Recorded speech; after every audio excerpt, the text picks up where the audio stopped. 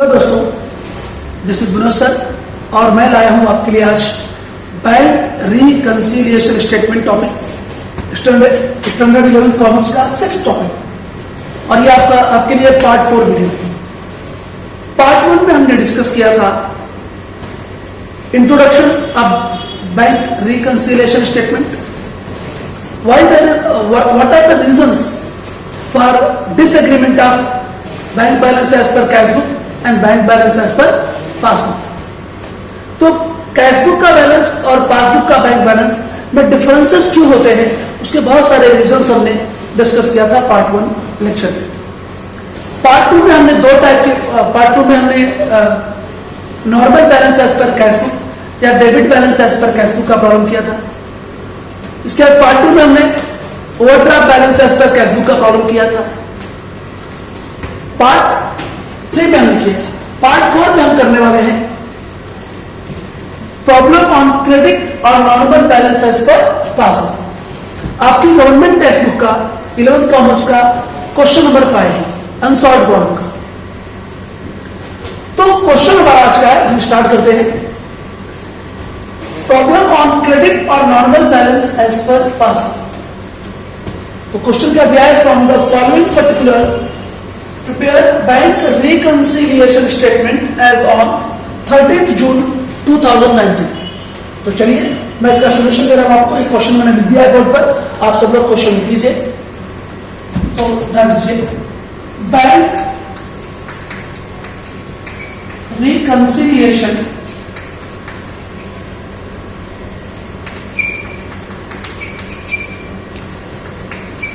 Statement as on 30th June 2019।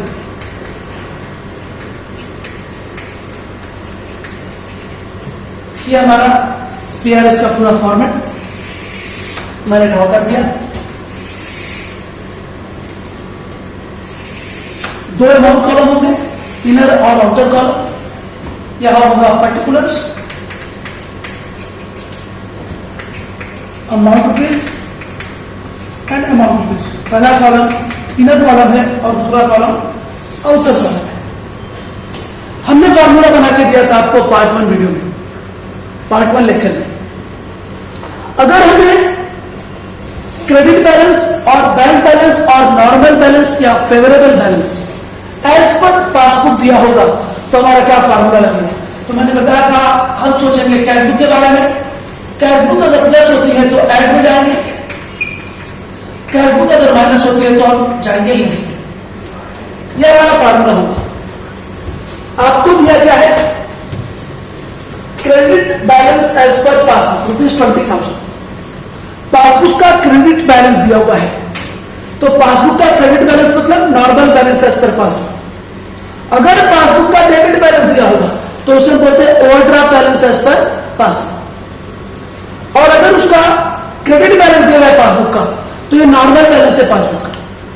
भाई हम पैसे डिपॉजिट करते हैं तो बैंक हमारे अकाउंट पासबुक में कहां लिखेगा, क्रेडिट साइड में। डिपॉजिट किए गए पैसे को बैंक पासबुक के क्रेडिट में लिखता है, और अगर हम विड्रॉ कर लेते हैं तो बैंक कहां लिखता है, पासबुक के डेबिट में लिखता है।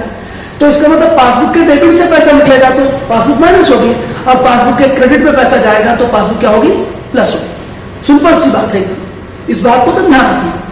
तो credit balance as per passbook का मतलब है कि हमारे पास बैंक बैलेंस 20,000 रुपीज का है पासबुक का। तो आपको दिया है credit balance as per passbook 20,000 rupees. इसी को हम बोलेंगे bank balance as per, bracket में मैं लिख दे रहा हूं, bank balance as per passbook भी बोल सकते थे, एज पर पासबुक ये बोल सकते थे। अब हम जाएंगे ऐड लिखेंगे, जो भी है 7-8 लाइन जोड़ करके आप लेस लिख दीजिए। या थोड़ा और ऊपर, मेरे पास कम जगह है, स्पेस कम है, तो थोड़ा सा मैं यहां पर स्पेस कम दे रहा हूं, आप ध्यान से करेंगे। ट्रांजेक्शन जो कि एक करोड़ होगा तो 4 ट्रांजेक्शन है, इसके हिसाब से मैं चल रहा हूं, तो ध्यान दीजिए। तो टेक्स्ट बुक का एक सिंपल सा प्रॉब्लम है, हमारा रूल क्या रहेगा, रूल पर ध्यान दीजिए। आपको bank balance as per passbook दिया है, तो हम कैशबुक के बारे में सोचेंगे। कैशबुक अगर प्लस होगी तो ऐड में जाएंगे, कैशबुक अगर माइनस होगी तो लेस में जाएंगे। एक बात और ध्यान रखना है, कैशबुक प्लस कब होती है और माइनस कब होती है। जब कोई ट्रांजेक्शन कैशबुक के डेबिट साइड में रिकॉर्ड होता है, कैशबुक की डेबिट साइड क्या होती है, रिसिप्ट साइड, तो कैशबुक प्लस होती है। और कोई ट्रांजेक्शन जब कैशबुक के क्रेडिट साइड में रिकॉर्ड होता है, यानी कि पेमेंट साइड में, तो कैशबुक उतनी ही अमाउंट से क्या हो जाती है, माइनस हो जाती है। तो एकदम क्लियर आइडिया है। अब चलते हैं आगे ट्रांजेक्शन पर। हमारे पास फार्मूला है, अब देखते क्या है। A check for ₹3,500 was issued।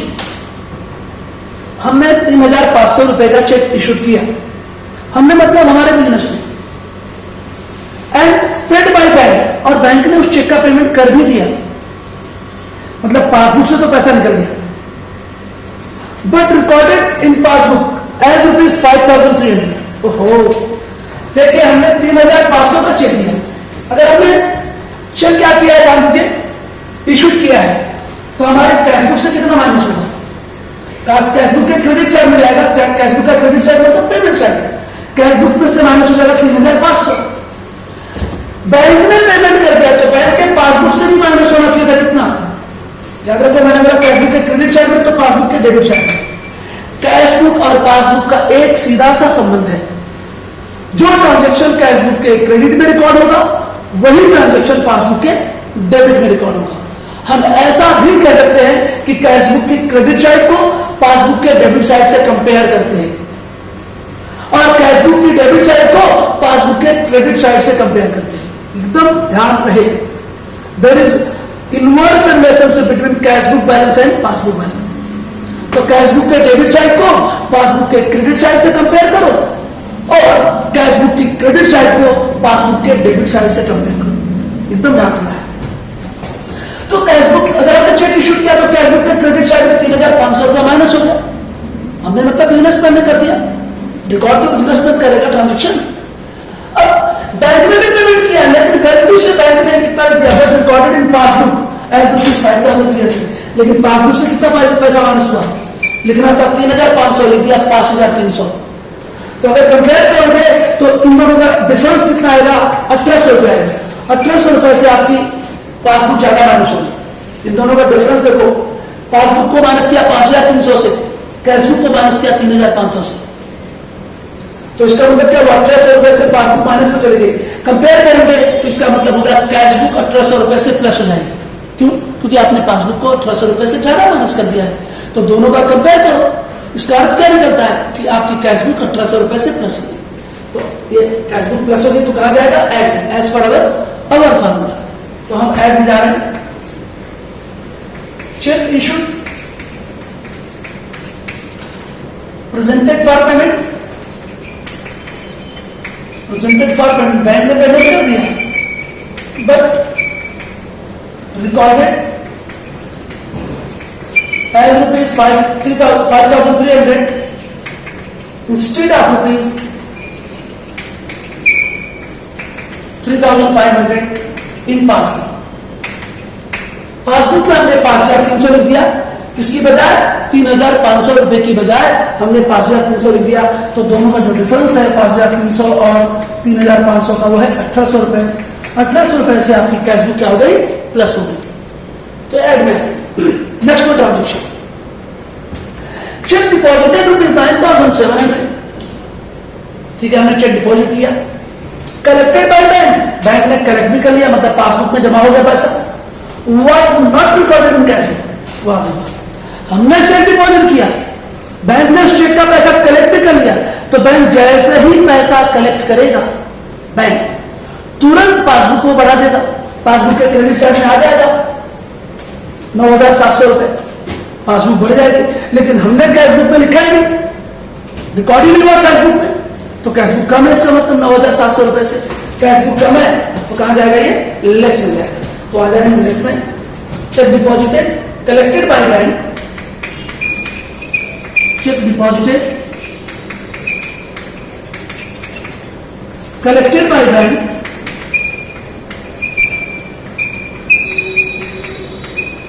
but not recorded in cash,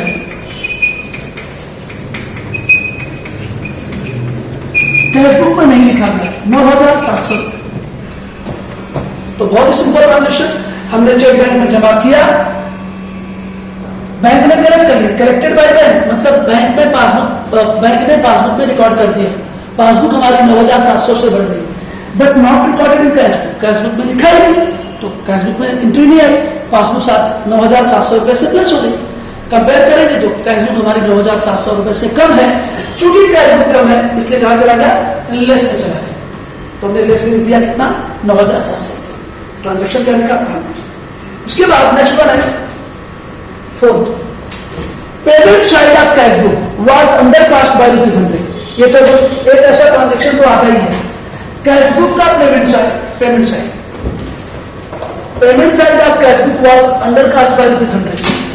याद रखिए, अगर कैशबुक पासबुक का कंपेयर करें तो कैशबुक का जो पेमेंट साइड होता है वो क्रेडिट साइड होता है, ये माइनस रहता है, शो करता है, और डेबिट साइड कैशबुक का रिसिप्ट साइड होता है जो कि प्लस शो करता है।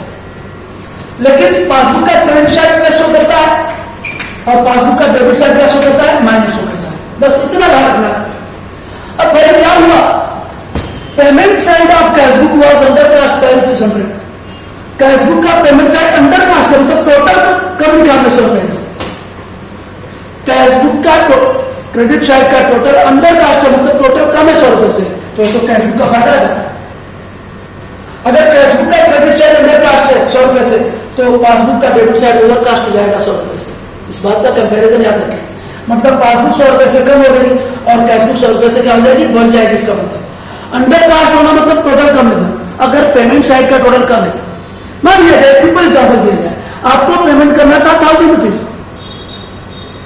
लेकिन टोटल में आपको दिखाया कि 900 रुपीज, तो 100 रुपये आपका बच गया ना, तो आपका कैशबुक बढ़ गया 100 रुपए से। इसका मतलब अगर कैशबुक का क्रेडिट साइड का टोटल अंडरकास्ट होगा, ध्यान देना, मैंने पार्ट 1 वीडियो में चारों ट्रांजेक्शन लिखा के दिया है, ओवरकास्ट अंडरकास्ट का, आप ध्यान से देखिए उसे।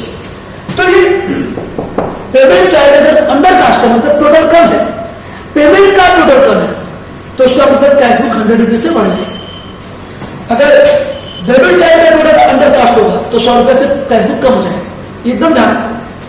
तो इसका मतलब क्या हुआ, अगर पेमेंट साइड अंडरकास्ट है तो कैशबुक 100 रुपए से बढ़ गई, तो हम जाएंगे ऐड में, क्योंकि कैशबुक प्लस हो जाएगा। ऐड में पेमेंट साइड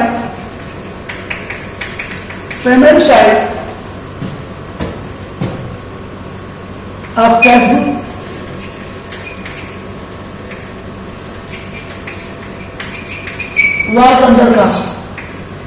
was undercast, तो ये 100 रुपए से आपकी क्या हुई, कैशबुक बढ़ गई, इसलिए ऐड मिले as per our formula. Next one and last one, electricity bill paid by bank ₹6,200 was recorded twice in passbook. अगर बैंक ने इलेक्ट्रिसिटी बिल पेड किया है तो 6,200 रुपया कैशबुक पासबुक दोनों से माइनस हो गया। लेकिन अगर आपको पासबुक में, बैंक ने पासबुक में ट्वाइस 2 बार रिकॉर्ड कर दिया तो पासबुक 6,200 रुपए से माइनस हो जाएंगे। अब कैशबुक और पासबुक में हमेशा उल्टा रिलेशनशिप होता है। I told you right from the beginning कि कैशबुक और पासबुक में हमेशा उल्टा रिलेशनशिप होता है। अगर पासबुक में 6,200 रुपए ज्यादा, ट्वाइस मतलब 2 बार रख दिया बैंक ने, 2 बार माइनस किया पासबुक को 6,200 रुपए से 6,200 रुपए से, तो इसका मतलब पासबुक 6,200 रुपए से ज्यादा माइनस में है। कंपेयर करेंगे कैशबुक से तो कैशबुक 6,200 रुपए से प्लस हो जाएगी, इसलिए ट्रांजेक्शन कराएगा एंड। इलेक्ट्रिसिटी बिल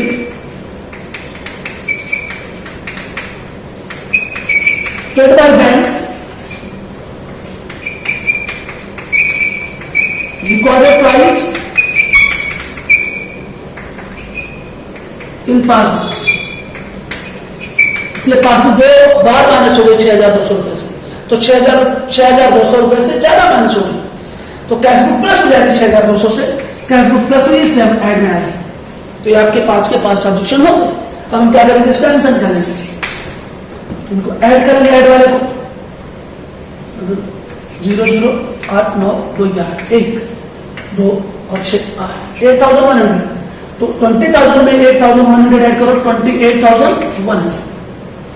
अब हम आएंगे लेस वाला ट्रांजेक्शन, 9,700 लेस कर देना है, 11 में से 7 गया 4, 17 में से 9 गया 8 और ये 1 हो जाए 18,400। अगर ऊपर credit balance as per passbook है यानी कि normal balance as per passbook है तो नीचे आंसर आएगा debit balance as per cash. अगर यहाँ पे credit balance as per passbook है तो आंसर क्या आएगा यहाँ पर डेबिट बैलेंस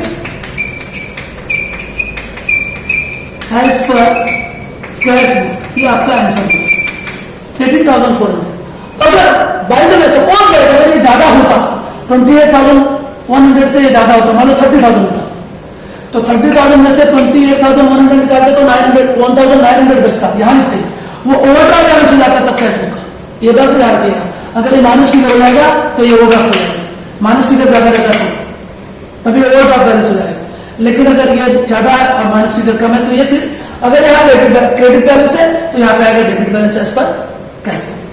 तो बहुत ही सिंपल प्रॉब्लम था ये। अब हम फोर्थ वैरायटी का प्रॉब्लम करेंगे नेक्स्ट वीडियो क्लिप में जिसमें आएंगे हम लेकर के overdraft balance as per passbook. तो आप जब तक अच्छी तरह समझते रहें, देखते रहें, पढ़ते रहें। ऐसी तमाम वीडियोस हम लेकर आएंगे हर टॉपिक पर। और आपका सजेशन मिलता रहे हमें। आप कमेंट बॉक्स में लिखते रहें कि आपकी क्या जरूरतें हैं, आप कौन से टॉपिक सीखना चाहते हैं तो आपके अनुसार हम टॉपिक डेवलप करेंगे, बनाएंगे। तब तक के लिए धन्यवाद। सब्सक्राइब करें चैनल को प्लीज।